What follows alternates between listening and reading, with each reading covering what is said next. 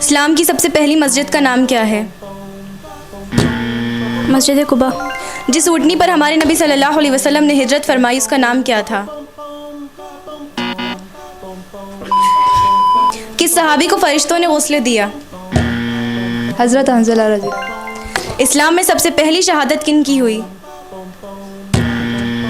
हज़रत सुमैया रज़ी अल्लाह। मक्का मुकर्रमा कब फतह हुआ?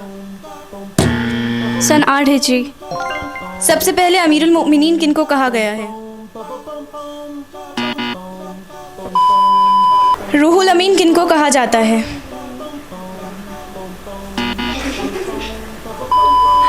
इल्म का दरवाज़ा किस सहाबी को कहा जाता है? हज़रत अली। आप सल्लल्लाहु अलैहि वसल्लम की नानी का नाम क्या है? फ़ातिमा रज़ी अल्लाह।